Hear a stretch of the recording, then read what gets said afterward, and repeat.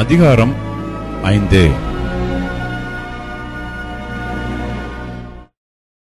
இவைகளுக்கு பின்பு யூதருடைய பண்டிகை ஒன்று வந்தது. அப்பொழுது இயேசு எருசலேமுக்கு போனார். எபிரேய பாஷையிலே பெதஸ்தா என்னப்பட்ட ஒரு குளம் எருசலேமில் ஆட்டு வாசலின் அருகே இருக்கிறது. அதற்கு 5 மண்டபங்கள் உண்டு. அவைகளிலே குருடர், சப்பானிகள், சூம்பின உருப்புடையவர்கள் முதலான வியாதிக்காரர் அநேகர் படுத்திருந்து தண்ணீர் எப்பொழுது கலங்கும் என்று காத்து கொண்டிருப்பார்கள். ஏனெனில் சில சமயங்களிலே தேவதூதன் ஒருவன் அந்த குளத்தில் இறங்கி தண்ணீரை கலக்குவான். தண்ணீர் கலங்கின பின்பு யார் முந்தி அதில் இறங்குவானோ அவன் எப்பேற்பட்ட வியாதியஸ்தனாய் இருந்தாலும் சொஸ்தமாவான். 38 வருஷம் வியாதி கொண்டிருந்த ஒரு மனுஷன் அங்கே இருந்தான். படுத்திருந்த அவனை இயேசு கண்டு அவன் வெகு காலமாய் வியாதியஸ்தன் என்று அறிந்து அவனை நோக்கி, சொஸ்தமாக வேண்டும் என்று விரும்புகிறாயா என்று கேட்டார். அதற்கு வியாதியஸ்தன், ஆண்டவரே, தண்ணீர் கலக்கப்படும் போது என்னை குளத்தில் கொண்டு போய் விடுகிறதற்கு ஒருவரும் இல்லை. நான் போகிறதற்குள்ளே வேறொருவன் எனக்கு முந்தி இறங்கி விடுகிறான் என்றான். இயேசு அவனை நோக்கி, எழுந்திரு, உன் படுக்கையை எடுத்துக்கொண்டு நட என்றார். உடனே அந்த மனுஷன் சொஸ்தமாகி தன் படுக்கையை எடுத்துக்கொண்டு நடந்து போனான். அந்த நாள் ஓய்வு நாளாயிருந்தது. ஆதலால் யூதர்கள் குணமாக்கப்பட்டவனை நோக்கி, இது ஓய்வு நாளாய் இருக்கிறதே, படுக்கையை எடுத்துக்கொண்டு போகிறது உனக்கு நியாயமல்ல என்றார்கள். அவன் அவர்களுக்கு பிரதியுத்தரமாக, என்னை சொஸ்தமாக்கினவர் உன் படுக்கையை எடுத்துக்கொண்டு நட என்று எனக்குச் சொன்னார் என்றான்.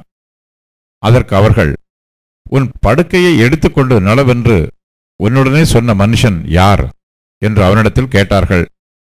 சொஸ்தமாக்கப்பட்டவன் அவர் இன்னார் என்று அறியவில்லை. அவ்விடத்தில் ஜனங்கள் கூட்டமாய் இருந்தபடியினால் இயேசு விலகியிருந்தார். அதற்கு பின்பு இயேசு அவனை தேவாலயத்திலே கண்டு, இதோ நீ சொஸ்தமானாய், அதிக கேடானது ஒன்றும் உனக்கு வராதபடி இனி பாவம் செய்யாதே என்றார். அந்த மனுஷன் போய் தன்னை சொஸ்தமாக்கினவர் இயேசு என்று யூதர்களுக்கு அறிவித்தான். இயேசு இவைகளை ஓய்வு நாளில் செய்தபடியால் யூதர்கள் அவரை துன்பப்படுத்தி அவரை கொலை செய்ய வகை தேடினார்கள். இயேசு அவர்களை நோக்கி, என் பிதா இதுவரைக்கும் கிரியை செய்து வருகிறார், நானும் கிரியை செய்து வருகிறேன் என்றார். அவர் ஓய்வு நாள் கட்டளையை மீறினதும் அல்லாமல் தேவனை தம்முடைய சொந்த பிதா என்றும் சொல்லி தம்மை தேவனுக்கு சமமாக்கினபடினாலே யூதர்கள் அவரை கொலை செய்யும்படி அதிகமாய் வகை தேடினார்கள். அப்பொழுது இயேசு அவர்களை நோக்கி, மெய்யாகவே மெய்யாகவே நான் உங்களுக்கு சொல்லுகிறேன், பிதாவானவர் செய்ய குமாரன் காண்கிறது எதுவோ அதையே அன்றி வேறொன்றையும் தாமாய் செய்ய மாட்டார். அவர் எவைகளை செய்கிறாரோ அவைகளை குமாரனும் அந்தப்படியே செய்கிறார்.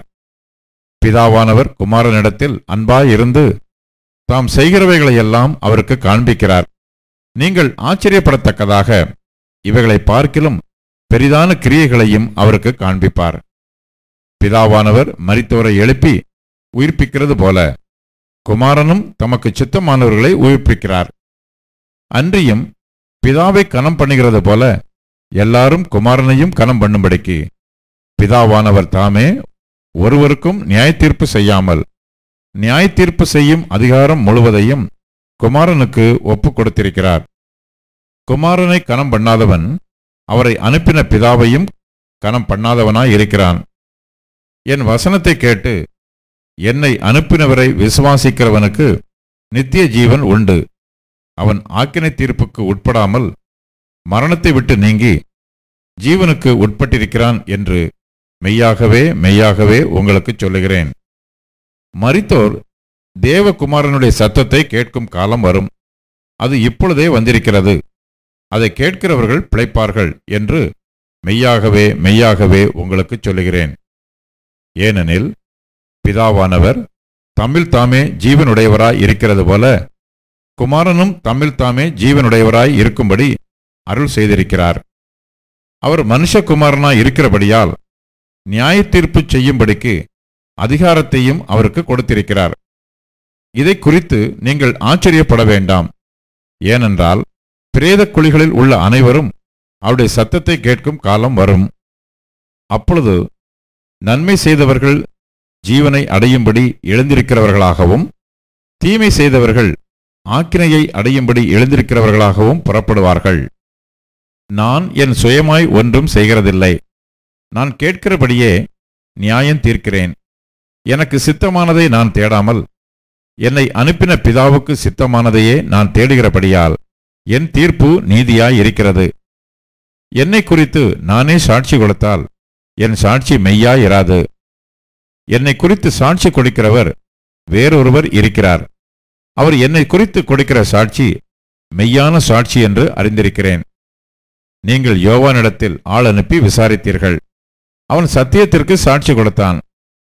நான் ஏற்றுக்கொள்கிற சாட்சி மனுஷருடைய சாட்சி அல்ல. நீங்கள் ரட்சிக்கப்படுவதற்காகவே இவைகளை சொல்லுகிறேன். அவன் எரிந்து பிரகாசிக்கிற விளக்காய் இருந்தான். நீங்களும் சில காலம் அவன் வெளிச்சத்திலே களிகூற மனதாயிருந்தீர்கள். யோவானுடைய சாட்சியை பார்க்கிலும் மேன்மையான சாட்சி எனக்கு உண்டு. அதென்னவெனில், நான் நிறைவேற்றும்படிக்கு பிதாவானவர் எனக்கு கற்பித்ததும் நான் செய்து வருகிறதுமான கிரியைகளே பிதா என்னை அனுப்பினார் என்று என்னை குறித்து சாட்சி கொடுக்கிறது. என்னை அனுப்பின பிதா தாமே என்னை குறித்து சாட்சி கொடுத்திருக்கிறார். நீங்கள் ஒரு காலம் அவர் சத்தத்தை கேட்டதுமில்லை, அவர் ரூபத்தை கண்டதுமில்லை. அவர் அனுப்பினவரை நீங்கள் விசுவாசியாதபடியால் அவருடைய வசனம் உங்களில் தரித்திருக்கிறதும் இல்லை. வேத வாக்கியங்களை ஆராய்ந்து பாருங்கள். அவைகளால் உங்களுக்கு நித்திய ஜீவன் உண்டென்று எண்ணுகிறீர்களே. என்னை குறித்து சாட்சி கொடுக்கிறவைகளும் அவைகளே. அப்படியிருந்தும் உங்களுக்கு ஜீவன் உண்டாகும்படி என்னிடத்தில் வர உங்களுக்கு மனதில்லை. நான் மனுஷரால் மகிமையை ஏற்றுக்கொள்கிறதில்லை. உங்களில் தேவ அன்பு இல்லை என்று உங்களை அறிந்திருக்கிறேன். நான் என் பிதாவின் நாமத்தினாலே வந்திருந்தும் நீங்கள் என்னை ஏற்றுக்கொள்ளவில்லை. வேறொருவன் தன் சுய நாமத்தினாலே வந்தால் அவனை ஏற்றுக்கொள்வீர்கள்.